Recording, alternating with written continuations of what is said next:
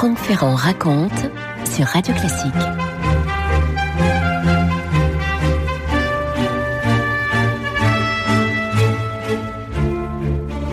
« 1938, Hollywood est en émoi. Il faut vous dire qu'un des tournages les plus démesurés, les plus colossaux de l'histoire du cinéma est lancé forcément à coups de millions de dollars qui pleuvent sur le studio. C'est l'adaptation du best-seller de Margaret Mitchell, Gone with the Wind, Autant en emporte le vent. Vous connaissez l'histoire qui retrace les destins contrariés, les destins épiques de ces sudistes qui sont confrontés évidemment à la guerre de sécession. Leur univers, toutes leurs habitudes, leur économie, tout ça est en train de disparaître. Film en couleur, ce qui à l'époque est assez peu fréquent. Problème, le producteur, et le producteur n'est pas n'importe qui, c'est David O. Selznick, le célèbre Selznick. Le producteur n'a toujours pas trouvé celle qui doit interpréter le rôle principal, l'héroïne principale, la capricieuse, la courageuse, l'agaçante Scarlett O'Hara. C'est pourtant un rôle en or, un rôle à Oscar, comme on dit à Hollywood. Inutile de vous dire que les actrices sont nombreuses, depuis la starlette inexpérimentée jusqu'à l'étoile la plus établie, à se presser pour essayer de décrocher ce rôle. Seulement, Selznick, qui risque énormément, on pourrait presque dire qu'il risque tout sur ce film, Selznick ne parvient pas à arrêter son choix. Des noms lui trottent dans la tête, et pas des moindres, Bette Davis, Jean Arthur, Katharine Hepburn, Paulette Goddard. Seulement, aucune ne convient exactement à l'idée, à l'image qu'il se fait de Scarlett. En fait, Selznick semble toujours espérer, il nous le dit lui-même, un nouveau visage qui pourrait se présenter à la dernière minute. En attendant, le tournage avance, et il avance sans l'héroïne principale. Bien, on tourne toutes les scènes où elle n'est pas là. Avouez que c'est quand même un peu particulier. Et à la fin de 38, on est en train de mettre en boîte la scène de l'incendie d'Atlanta, vous savez, avec ses flammes destructrices. Ça, en cinémascope et en technicolor, c'est toujours impressionnant. On est donc en train de tourner l'incendie.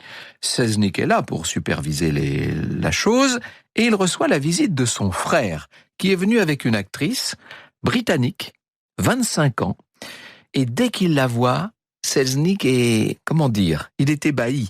La jeune femme ne le laisse pas indifférent, elle est plutôt petite, elle est mince, elle est brune avec un port de reine, et cet air qui a l'air enfantin, mais qui n'est pas enfantin du tout, et puis surtout, elle a ses yeux verts troublants, qui trahissent un tempérament fort et résolu, c'est vrai, mais qui laissent aussi passer les marques d'une certaine vulnérabilité. Selznick va l'écrire, les flammes éclairaient son visage, et mon frère dit « Je veux que tu fasses la connaissance de Scarlett O'Hara ». Je jetai un regard sur elle, et sus qu'il avait raison quant à l'idée que je me faisais de Scarlett O'Hara. Plus tard, ses essais montrèrent qu'elle pouvait interpréter le rôle à merveille, mais je ne me suis jamais remis de ce premier coup d'œil. Ainsi, Vivien Leigh, c'est son nom, ça s'écrit L-E-I-G-H, Vivien coiffe tout le monde au poteau. Elle le doit, c'est vrai, à son talent, à sa grâce féline, mais surtout peut-être, elle le doit à cette ombre mystérieuse qu'on ne peut que déceler sur son beau visage. Franck Ferrand sur Radio Classique. Alors elle va se lancer, elle aussi, dans le tournage d'Autant en emporte le vent. Il faut vous dire que elle est encore jeune, je vous dis, elle a 25 ans, mais son parcours est déjà très riche. Elle était née en 1913 en Inde, dans une des deux villes résidentielles que les Britanniques avaient installées dans cet empire des Indes, à Darjeeling. C'est encore l'époque, évidemment, de la colonisation triomphante. Son père, le père de Viviane, parce qu'à l'époque ça s'écrit Viviane avec un A, il s'appelle Ernest Richard Hartley. Ce bonhomme est une sorte d'aventurier acteur qui s'est fait une place dans la société coloniale. Il s'est fait aussi un joli pactole. L'éducation de la petite Viviane doit refléter cette entrée dans l'élite britannique. Je cite Christophe Bourseiller. Elle quitte à 6 ans la vie des Maharajas pour entrer dans une école chrétienne londonienne, le couvent du Sacré-Cœur de Jésus. Elle est la benjamine de l'institution et se trouve séparée de ses parents qui demeurent en Inde. Elle en conçoit un immense sentiment d'abandon. L'enfant apparaît comme fort bien élevé. Les religieuses la traitent avec beaucoup d'humanité. Elle est même autorisée à garder son petit chat.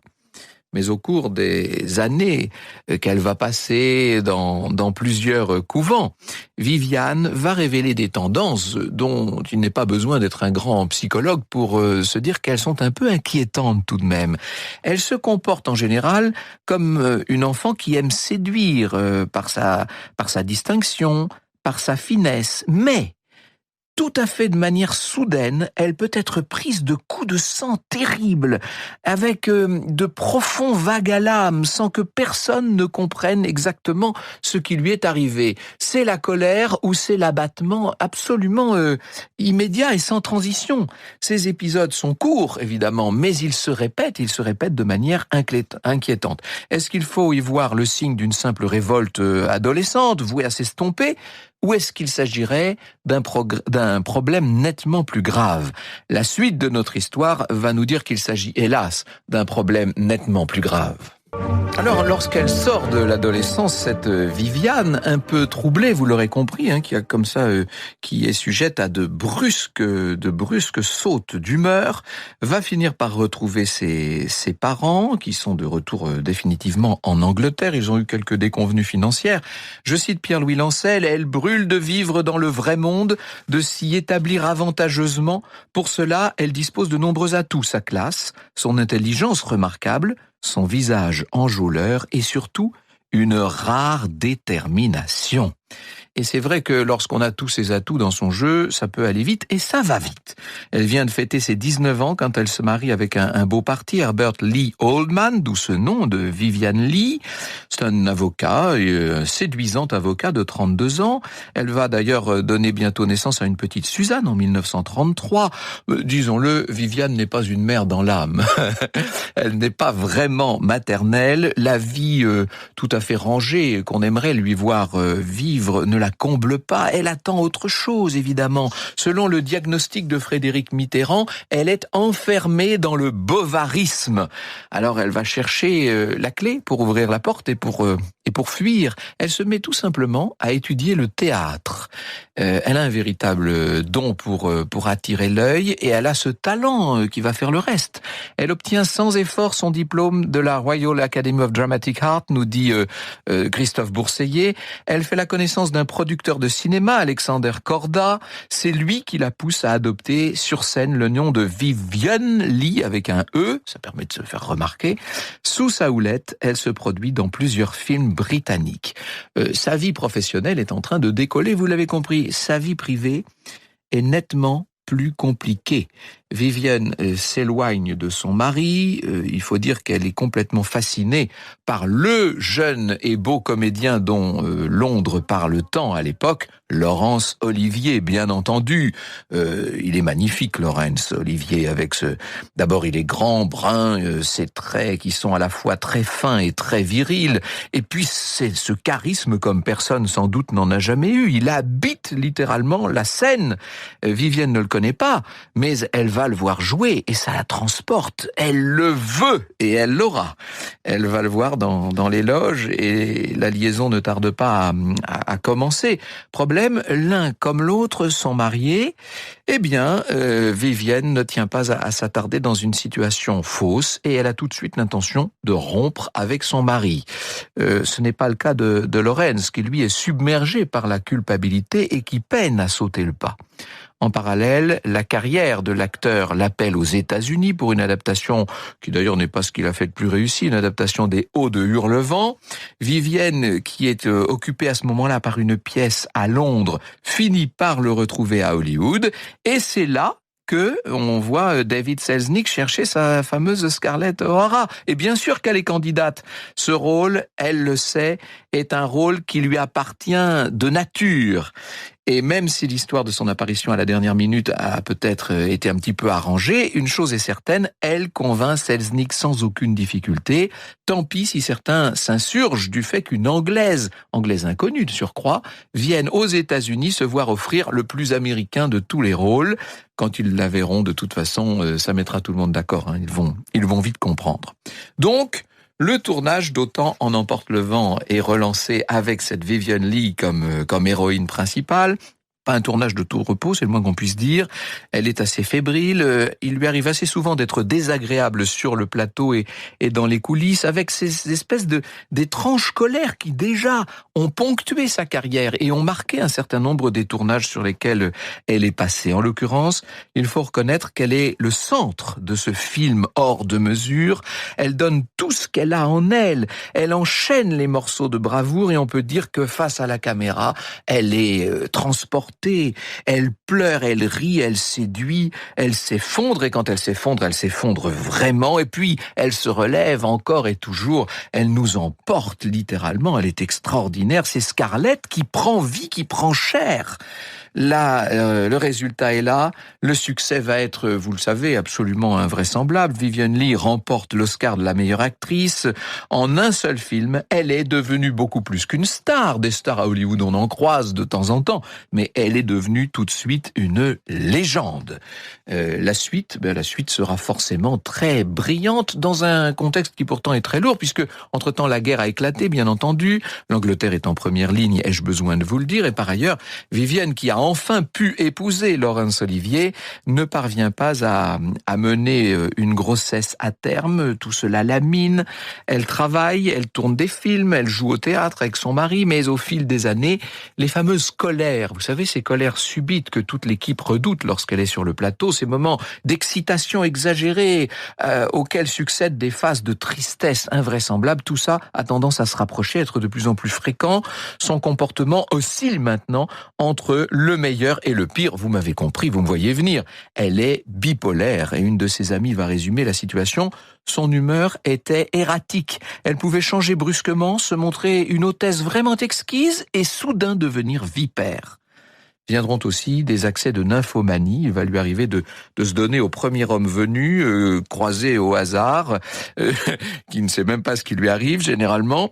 La profession commence à bruisser singulièrement des éclats de Vivien Leigh et ce qui est en fait une maladie mentale est souvent perçu comme une attitude capricieuse. Simplement, on la considère comme insupportable, irresponsable et pour ne rien arranger, une autre menace se déclare et c'est la tuberculose, ce mal rampant de l'époque qui vient s'installer dans son poumon gauche. Malgré les obstacles, Vivien Leigh est là, qui tient bon, qui se remet sur pied et qui se bat comme une lionne. Ses choix de rôle sont parfois très courageux, voire périlleux, quand on sait son état. C'est le cas, par exemple, du choix du rôle d'Anna Karénine en 47, ou bien sûr de celui de Blanche Dubois, cette femme pathétique, bientôt folle, dans Un tramway nommé Désir. Un tramway nommé Désir, film d'Elia Kazan, bien sûr, en 1951. Elle a 38 ans à ce moment-là, et face au jeune Marlon Brando, qui crève littéralement l'écran, elle montre toute sa virtuosité. Kazan dira: elle aurait rampé sur des bris de verre si elle avait cru que cela rendrait son jeu meilleur. Encore une fois, la ténacité qui est peut-être la première des grandes qualités de Vivien Leigh, qui pourtant n'en manque pas, cette ténacité paie. Elle remporte un nouvel Oscar pour le rôle. Le premier Oscar avait salué une révélation, si vous voulez. Le second annonce, hélas, déjà le crépuscule.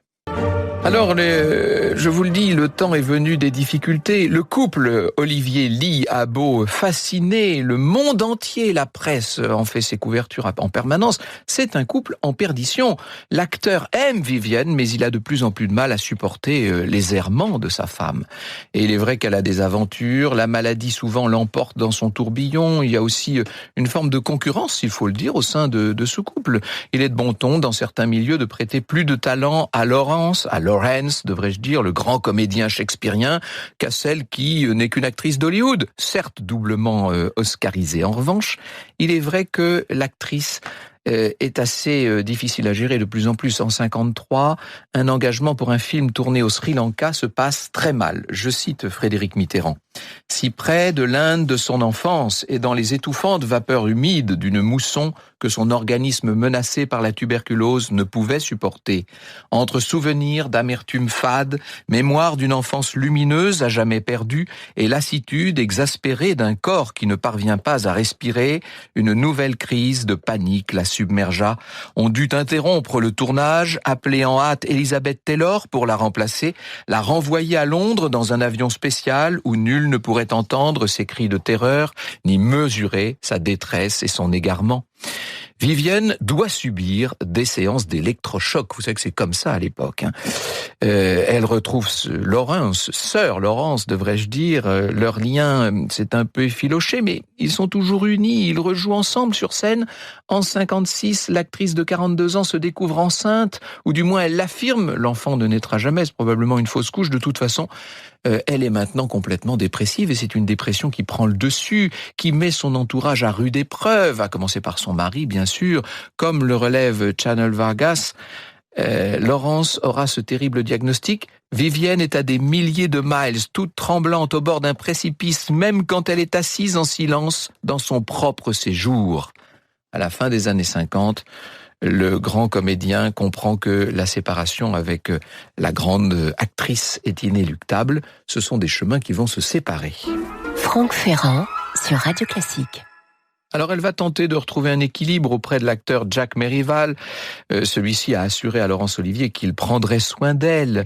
Elle affronte des assauts toujours plus menaçants de la maladie, des maladies devrais-je dire, avec une carrière qui pourtant va encore connaître des réussites. Elle apparaît sur scène notamment et malgré sa réputation bien ternie à l'époque, elle joue encore dans 2 films dont La Nef des Fous en 65, qui n'empêche pas le déclin mental, déclin physique inexorable.